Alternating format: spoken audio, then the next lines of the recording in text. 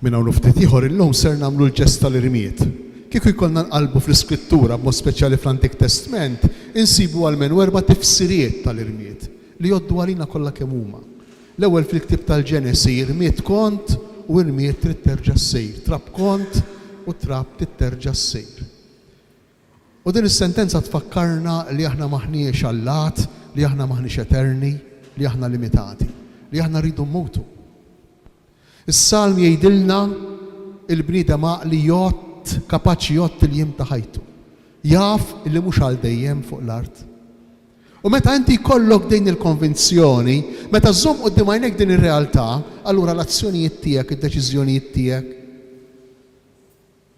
ikunu differenti milli kieku inti tinsa illi aħna maħniex għalaw. Kemm ngħiduha aħna maħniex għalaw. Imma fil-fatt fil-fond tal-fond ta' qalbna ma nemnux li aħna maħniex għalaw. Forsi huwa diġà sinjal tal-qawmin mill-imwiet li jinġorru diġà fina fl-inkonxju tagħna. L-inkonxju tal-bniedem ma jemminx li xi darba jrid imut. Fl-inkonxju tagħna hemm miktub li aħna rridu nibqgħu għal dejjem. Però mhux hawnhekk, mhux fuq din l-art. Trab kont, trab titterġa' ssejr, irmit kont, irmit titterġa' ssejr. Imbagħad nerġgħu niltaqgħu mal-irmiet fil-ktieb ta' Ġob.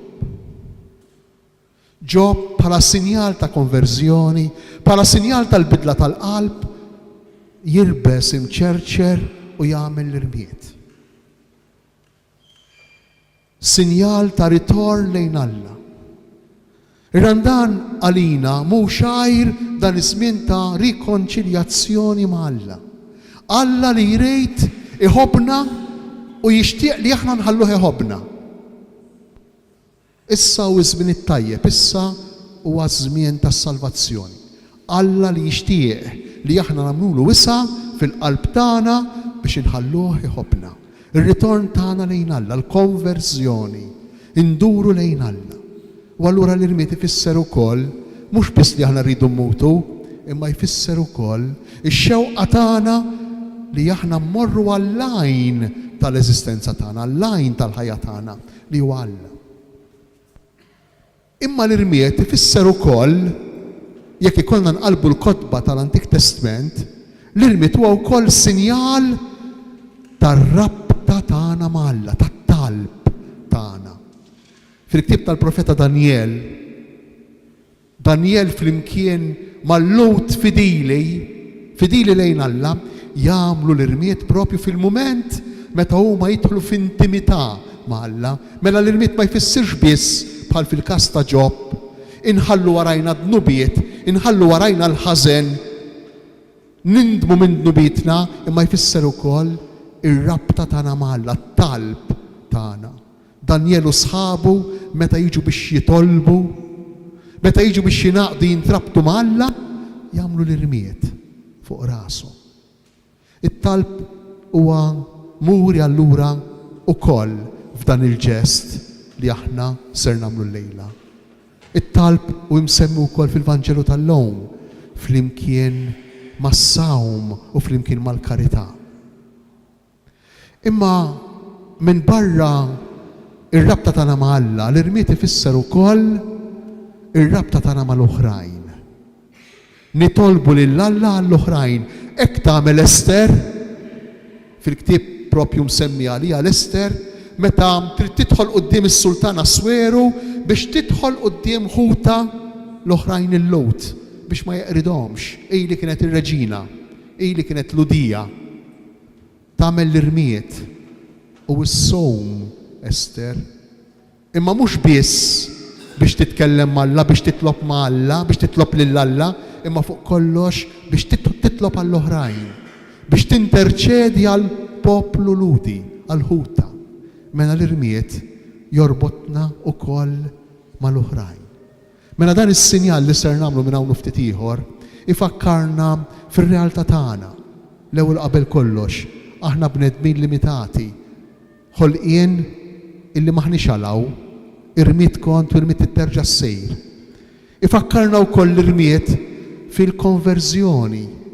Irridu nħallu warajna l-ħażen, id-dnubiet. U għaż-żmien dan iż-żmien tar-Randan li qegħdin nibdew, illi fiha aħna rridu nagħmlu mixja mill-egoizmu tagħna, mill-interessi tagħna, mixja lejn Alla. Noħorġu minna nfusna, inħallu il-bniedem il-qadim tagħna biex nersqu iktar lejn il-ħallieq tagħna li minnu niddependu. Imma l-irmiet huwa wkoll sinjal ta' talb, sinjal ta' momenti ta' rabta, ta' intimità mal-mulej, mod speċjali fis-sena li qegħdin niddedikaw fil-pjan pastorali tagħna dwar it-talb u r-rikonċiljazzjoni. U l-irmiet, kif diġà semmejna, huwa wkoll sinjal ta' rabta mal-oħrajn. Ġesu fil-Vanġelu jgħidilna kif għandna ngħixu ir-randan. Kif dan l-irmiet irid isejjer il-ħajja tagħna ta' kuljum. Bit-tliet opri li l-Lut kienu iħadmu, kienu jeżerċitaw fil-ħajja reliġjuża, fil-ħajja spiritwali tagħhom.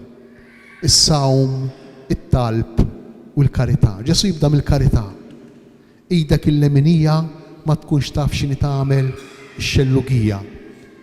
Il-karità nagħmluha fil-moħħbi, ma nagħmluhiex għal wiċċ ħadd ieħor. Forsi l-lejla aktar milli nistaqsu għaliex għal xiex nagħmlu l-karità, jew għal xiex x'inhi r-raġuni għalfejn nitolbu, jew għal xiex x'inhi r-raġuni għalfejn insumu. Forsi l-lejla rridu nistaqsu jekk aħniex nagħmlu karità, jekk aħniex nitolbu, jew jekk aħniex insumu. Il-karità. Il-karità tfakkarna illi il-bniedem ikun bniedem tassew, ikun iben ta' Alla tassew, mhux meta jakkumula, mhux meta jiġbor u jġemma lieh, imma meta jagħti, imma meta jaqsam mal-oħrajn. Dakinhar ikun il-bniedem tassew. U b'dan il-mod ikun qiegħed jagħmel dak li jfisser l-irmiet. L-irmiet jorbotna, jaqqatna maħutna. Ir-raba tifsira tal-irmiet fl-Antik Testament. Il-karità lilna ixxebbaħna tagħmilna nixbħu lil Alla l-Missier, illi hu karità kontinwa. Tantu kbejr fil-karità Alla l-Missier li mhux biss lilna tagħna lilna nfusna, mhux biss tagħna kull ma aħna u kull ma għandna, imma saħansitra tagħna lill-Ibnu l-waħdini. Meta aħna nagħmlu karità, inkunu tassew nirritornaw, nerġgħu lura għall-identità vera tagħna, għal dak li aħna tassew, u li ta' dan il-missier twajjeb li jtella x-xemx tiegħu u jibgħat ix-xita tiegħu fuq it-tajbejn u fuq il-ħżiena. Il-karità. Jgħidilna l-Vanġelu, jgħidilna Ġesu, toqgħodx iddoq it-trombi meta tagħmel karità. Imma għamel karità. Għamel karità, nagħmlu karità. Qed ngħixu fi żmien fejn ħafna naħsbu kulħadd jaħseb għalih innifsu. Kollha kemm aħna naħsbu għalina nfusna. Kważi kważi ħadd m'għadu jagħti każ ta' ħadd ieħor tal-bżonnijiet tal-oħrajn. Ir-randan iħeġġiġna biex inħarsu madwarna, naraw lil ħudna li huma fil-bżonn u nippruvaw ngħinuhom, nagħmlu karità. Nagħmlu karità biex inkunu nixbħu lill-Missier tagħna tas-sema li hu għani fil-ħniena, li hu ġeneruż. Imma Ġesu jitlobna wkoll minn barra li nagħmlu karità, jitlobna Ġesu biex nitolbu. U jgħidilna meta iħeġġiġna t-talb biex nidħlu fil-kamra tagħna ta' ġewwa. Interessanti għax kif ikollna mmorru għat-test oriġinali, Ġesu qiegħed jistedinna biex nidħlu fil-kamra tal-imbarazz. Fid-dar tagħna normalment ikollna l-kamra tal-imbarazz. U f'din il-kamra tal-imbarazz ikollna kollox. Nistorjaw dak li għandna bżonn forsi għal għada, għal ġimgħa d-dieħla, impoġġu x-xirja, imma mhux biss. Impoġġu anke l-ħmieġ fil-kamra tal-imbarazz. Dak li ma rridux nuru nagħtu lill-oħrajn, dak li meta jidħol ħadd ieħor iridu naħbuh u nattuh. X'jiġifieri tidħol fil-kamra tal-imbarazz u titlob minn ġo din il-kamra tal-imbarazz. Titlob mill-profondità tal-persuna tiegħek. Titlob mill-fond tal-identità tiegħek. Titlob mill-verità tiegħek. Għax hemmhekk hemm il-verità. Dik hija l-verità, ix-xewqat tiegħek għall-futur, il-biżgħat tiegħek, id-dnubiet tiegħek, id-djufijiet tiegħek, dak li inti tagħti u taħbi. Minn hemmhekk irid joħroġ it-talb, għax aħna niddependu minn Alla. Għalfejn m'għadniex nitolbu llum? Għalfejn ftejt għadhom jitolbu llum? X'inhi r-raġuni? Għax inħossu li nistgħu nkampaw weħidna jew aħjar, għax inħossu li titlob jew ma titlob xi xorta waħda. Min fejn ġejja din? Ara taħsbu li ġejja mill-fidi, le? Ġejja ħafna iktar qabel mill-fidi. Illum min għadu jitlob xi ħaġa lil xi ħadd. Illum ma titlob xejn lil ħadd imma tħallas lil kulħadd. Illum biex tieħu xi ħaġa titħallas. Saħansitra anke tfal lill-ġenituri. Għadhom isibu ġenituri lil min jitolbu it-tfal tagħna. Għadhom isibu ġenituri lil min jitolbu it-tfal tagħna. U jekk tonqos din id-dipendenza saħansitra daqshekk primittiva, daqshekk oriġinali, allura nittelgħu aħna mingħajr ma nindunaw bl-idea li titlob jew ma titlob xorta waħda. Illi Alla forsi qiegħed hemm imma aktarx mhux hemm. Forsi għax il-ġenituri forsi qegħdin hemm u forsi aktarx mhumiex hemm. Araw kemm ġejja mill-bogħod, kemm ġejja mill-bogħod tal-istorja tagħna din id-djufija fil-ħajja tat-talb. Ir-randan jerġa' lil kull wieħed u kull waħda minna iħeġġiġna biex nindunaw li hemm xi ħadd li qed jagħtina l-ħajja, li jżommna ħajjejn, li niddependu minnu. Li huwa qiegħed hemm jismana, kull meta nitolbu qiegħed hemm biex huwa jagħtina dak li aħna għandna bżonn, forsi mhux dak li aħna rridu, imma dak li aħna għandna bżonn qiegħed hemm biex jagħtihulna. Għalhekk il-ħtieġa tat-talb, il-ħtieġa ta' relazzjoni ma' dak li huwa lajn ta' dak kollu li aħna, ta' dak kollu li għandna. Dan it-talb ħireġ propju mill-kamra tal-imbarazz, mill-profondità tal-persuna tagħna. U s-sawm, kien hawn id-dur dawn il-ġranet xi post illi qalu li tal-Papa illi m'hemmx għalfejn is-sowm, hekk ftemet almenu, mhux veru xejn. Mhu veru xejn. L-ewwel il-Papa ma qal lil ħadd u qatt ma qal li aħna ma nsumux, li m'għandniex insumu. Iwa veru illi forsi minn barra s-sawm u t-takkis tal-ġisem permezz tan-nuqqas tal-ikel, minn barra dak hemm bżonn ta' sawm ieħor. Forsi s-sawm tal-ilsien meta niġi biex nitkellem kontra dik jew kontra dak. Forsi s-sawm tal-għajnejn meta niġi biex noqgħod attent x'nara fuq il-mezzi soċjali, fuq il-computer, fuq it-television. Forsi s-sawm tal-widnejn, għax forsi li tnoqgħod attent x'nagħmel, x'nisma', għal xiex noqgħod attent biex inħalli jidħol f'moħħi permezz ta' widnejja. Iva dak importanti. Però jekk jien m'iniex kapaċi nikkontrolla ftit ikel, kif se nikkontrolla għajnejja?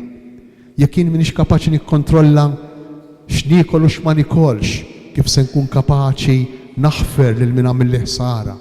Kif se nkun kapaċi nikkontrolla moħħi? Kif se nkun kapaċi nikkontrolla qalbi jekk għalija diffiċli li nikkontrolla ġismi? Għalhekk hemm bżonn huwa meħtieġ is-sawm. Huwa meħtieġ is-sawm. Is-sawm x'jurini? Jurini li s-sodisfazzjon tal-ġisem u illużjoni u apparenti.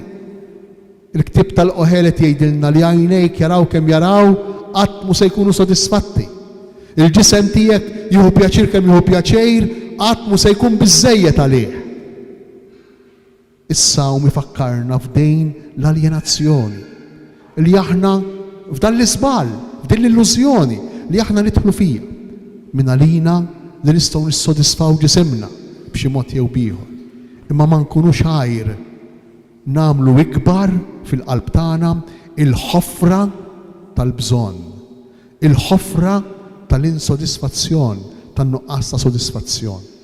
Ew nitolbu lil Mulej biex dan is-sinjal tal-irmiet li ser nagħmlu minn hawn ftit ieħor ma jkunx ġest karamantiku, ma jkunx ġest superstizzjuż, imma jkun sempliċement għażla deċiżjoni illi matul dawn l-40 ġurnata nimxu tassew bħala disċipli mal-mulej Ġesu permezz tas-sawm, permezz tat-talb, ismih tal-kelma talla, l-eżerċizzi, mumenti ta' talb weħedna, il-via sagra, mhumiex affarijiet tal-passat, ir-riflessjoni, il-meditazzjoni fuq il-kelma talla ta' kuljum, ejjew nsibu ħin għat-talb, kif ukoll il-karità, ejjew nagħmlu karità, ejjew dak li aħna għandna nippruvaw naqsmuh mal-oħrajn. San Girgor ta' Nissa u nispiċċa bija. Jgħid sentenza qawwija ħafna ħafna. Jgħid il-karità mhix att gratuitu, mhix xi ħaġa li tista' tagħmel jew ma tistax tagħmilha, imma l-karità hija ta' ġustizzja. Għax dak li inti għandek u ħadd ieħor m'għandux, inti bid-dmejr tittatih il-ħadd ieħor. Inti bid-dmejr mhux għax trejt, mhux b'opzjoni bażla, imma bid-dmejr tagħtih il-ħadd ieħor. Jew nitolbu lill-mulej biex idaħħalna f'dan l-ispirtu ta' disċipli veri matul dan ir-randan li qegħdin nibdew.